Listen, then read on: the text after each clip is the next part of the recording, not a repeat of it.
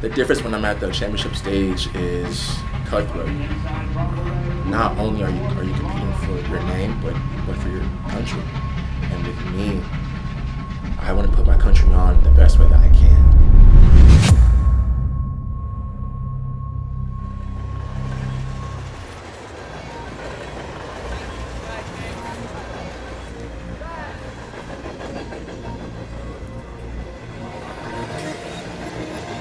Out here in London, you know who it is, man. Joe Fahnbulleh, the one and only. I got my brother Mo and Kim with me. Good vibes all around, man. Good vibes. Yeah, so that's why we have to wake everything back up again. Yeah, I will. My brother was. What's up? We in London with it. Finally. Ready to go. What's up, man? We out here. It's a nice day outside. Not really, but you know, Grant's here. Brother, man, Grant's here, man. Coach Holloway. Out here living life, man. Something, no matter where we are in the world, something's never changed. How are you, buddy? Yes, sir. I hope so. I hope so. I can't watch you that closely, but yeah, you look like you. Okay. Yeah, you look like you lost a little something.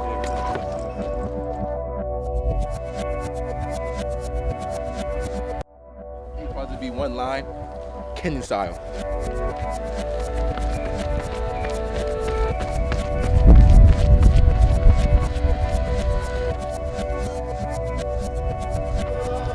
Because I'm honest. That's why he can't stand me. Because I'm real.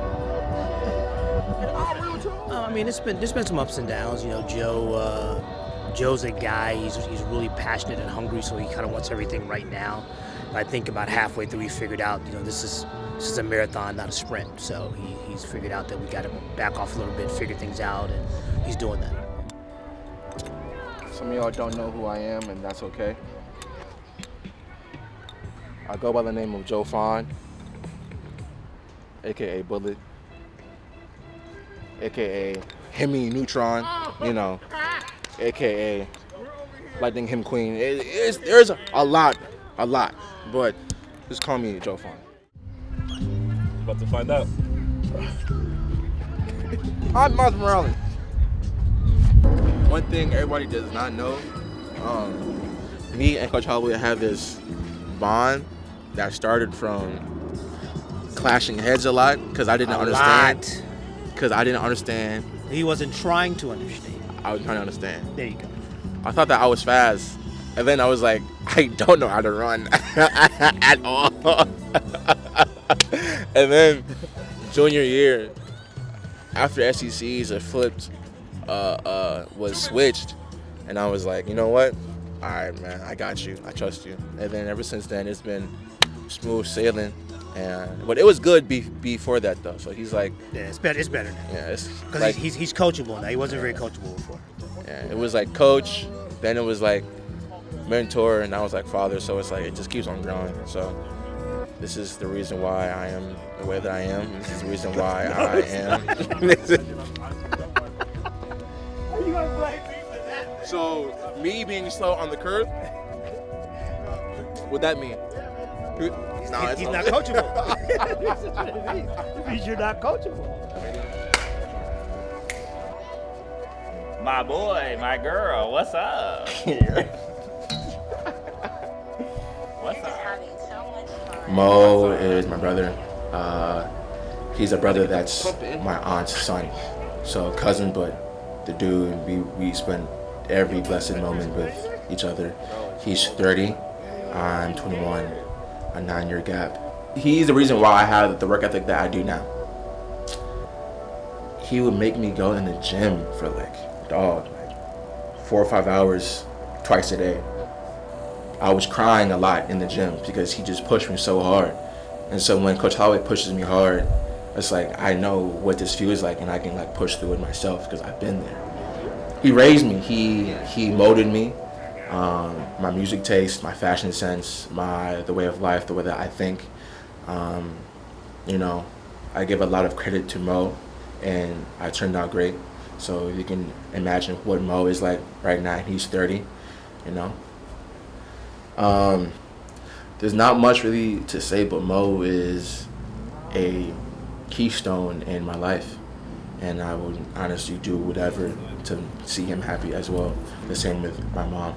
I think he got to see a lot of like mistakes that I made, but I think for us, our biggest thing was just always like making sure that both of us were good, whether that had to do with like needing to go somewhere, and just kind of giving them the game of how to go through those different eras in life was really helpful, just because he got to see it and then he went through it in his own unique pathway. He started running cross country, which was just something like unique. I think a teacher got him involved in that in school, and that kind of was his thing. And I remember there's this pivotal moment. I don't know if you want this in here. He didn't make the team. I think it was for the 9th grade basketball team or 10th grade team. And he was just like really disappointed. And I was like, look, it's cool. Like, if this is not like your thing, that's fine. Like, try to figure out what you would actually like to do, or try to do something different. And I think that, for me, is always a pivotal conversation, because that's kind of when he like let his basketball dreams go and then went into track specifically. So, and I think he really put his all into track and really dove into that space. So I think that was always an interesting, pivotal moment for him, where he was just like finding himself, and he no longer needed to really go through a similar pathway. He could kind of carve his own pathway out for himself too. The first time he seen me run in person was at Florida Relays when I ran 998, and because he was at college at DePaul when I was in high school, and he was doing his thing in Chicago when I was in college, so he couldn't come out to a weekend like watch me run. Him showing the support like that, it means the world, because he literally raised me when I was young. It's always nice having him there. It's just calming, it's just calming.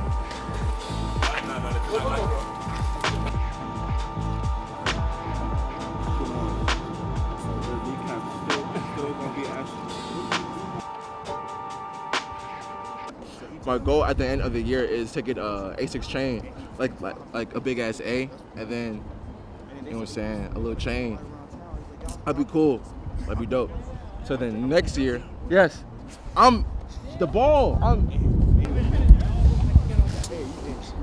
yes, sir. The one thing that Joe has always been able to do is just be himself and like try and go after something, right? He has like a super laser focus on stuff. He probably wasn't that great at track, right? But he really put time and effort into it, and that's when I knew like, oh, he could be special in this space. And then obviously towards his track career, like the later half of it, he really just started to dominate, and that's when I was like, dang, he's really out here like doing his thing. Today is day before comp. So we got some 30s and spikes, and then some 30s in the blocks. Besides that, locked in, focus. Obviously that, have fun with it too, because if you're not having fun, you're doing something wrong.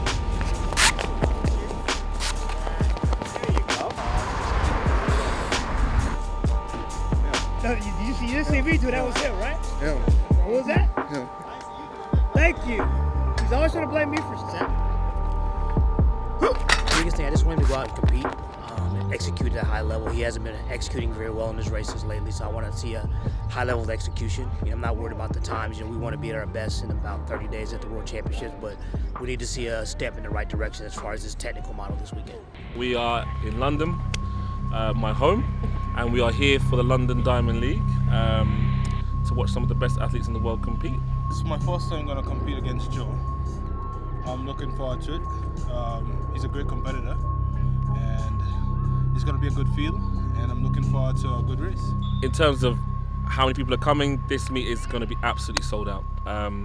That's what they're saying. I think it's going to be about 50,000, which is just insane. It's going to feel like a champs.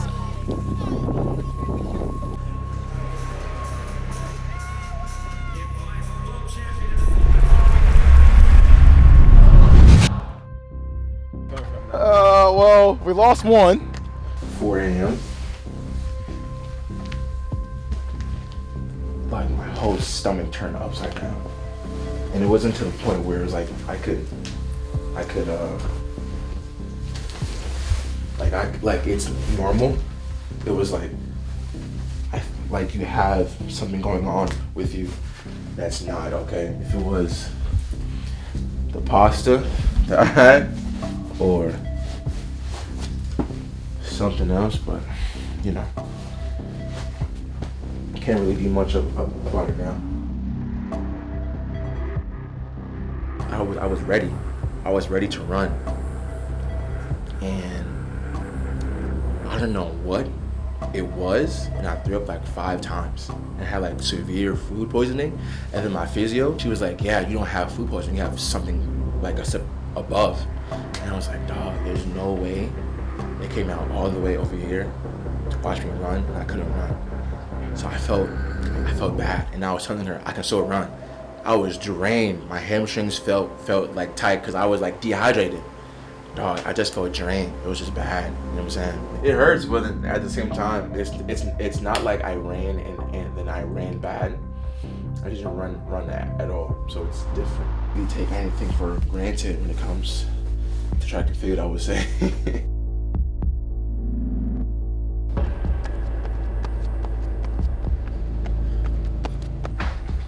Back in the lab, aka home, aka mousetrap, and today we have two 220s.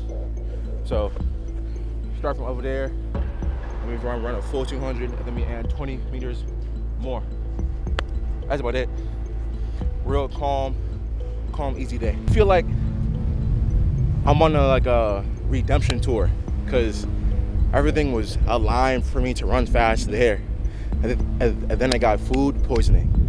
So it's like, it sucks, but like I'm not worried about the past. I'm only worried about the future and about what's gonna come at Worlds. You know, so I'm head down, nose down, grinding until Worlds, and then, you know what I'm saying, go crazy. First year pro is a learning experience. Y'all don't really understand the difference between college and pro. I'm gonna just like break it down like a little bit. In college, you have somebody telling you where to eat, what time is warm up, where to go. They give you your bibs. They give you, they're there. Your coach is always there with you, right? It's a learning experience. I'm not mad at it. I'm young. I will make mistakes. Life is about experiences and memories, and I'm making them both. So good ones, bad ones, they always shape you to who you're gonna be. So I'm taking every day as a blessing, because I woke up and I'm here, and I will learn tomorrow, and I will learn the next day.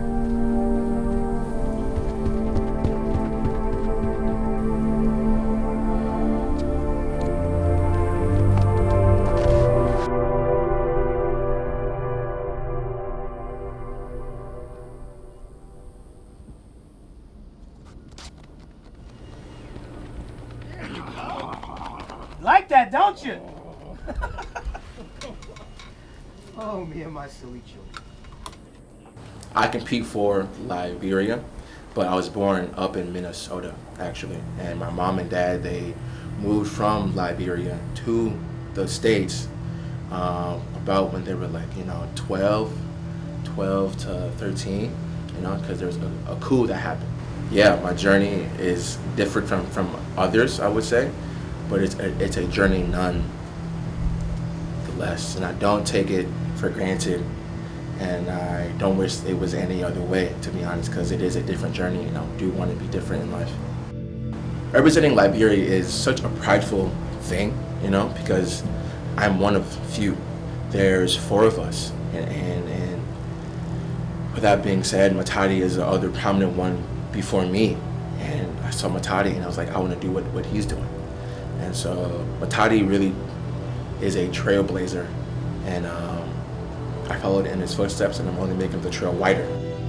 We're just really proud people to be from Liberia, and I think as a kid, we've always been told about our legacy there in Liberia, who we are as a family, where we came from, and understanding that, we are a great people that come from a small space in Africa. And I think that's something that his mom always talked to him about, my mom always talked to him about, our other family members always talked about, his grandmother talked about, right?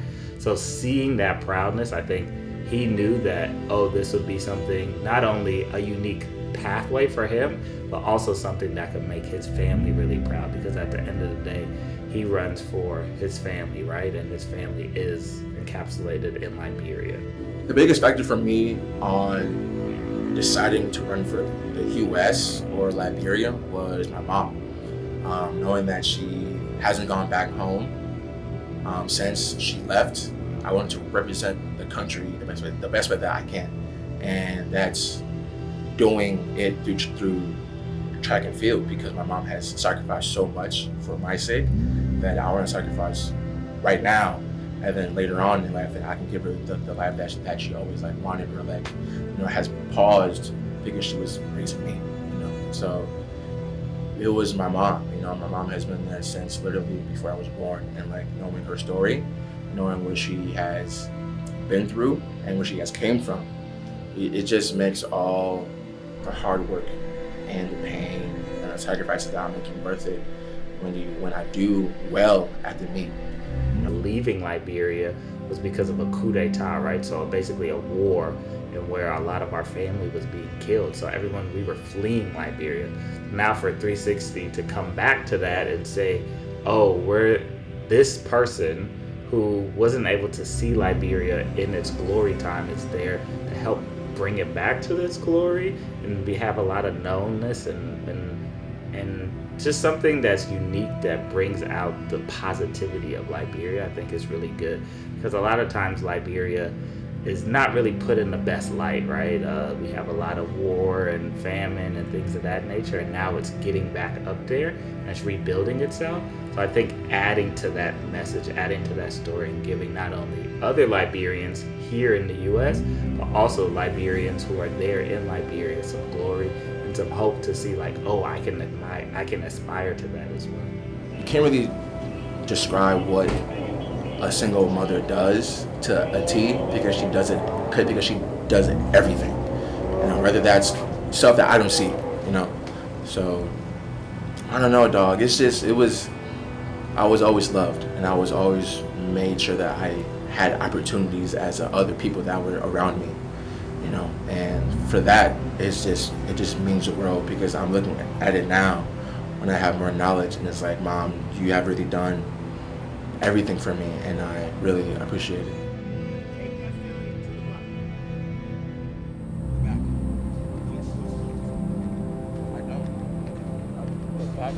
It just affects the back. That's why my back leg is straight. Okay.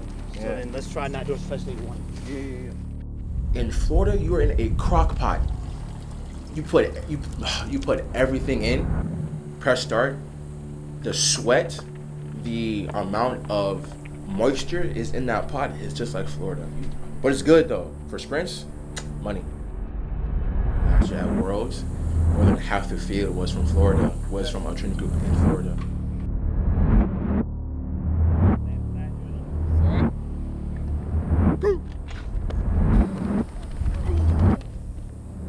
For us, we always peak at Worlds because Coach Holloway is such a genius. He just knows when our bodies is on go mode. The difference when I'm at the championship stage is the vibe is cutthroat. You're here for business and you're here to win. Yes, sir. Yes, sir. Not only are you competing for your name, but for your country. And with me, I want to put my country on the best way that I can. So that's me doing the best that I can, and me making it in the finals in every race and every meet that I'm in. Run fast, run hard, be patient with Coach Holloway, and trust his training, and just go crazy, right? Specific goals by the end of my career: run below 19.3, and then run below 9.6, because I have the capabilities of doing so, Like I said, I'm learning. Through track and field, my biggest goal is to bring awareness to the sport a great person who is doing that is Noah Lyles and Grant Holloway. Building a good, stable life for myself and my mom through track and field is always the biggest goal. You know, secondly, running fast, hitting those times, and third, trusting the process with Coach Holloway and Matt Delancey and seeing where this track thing takes me.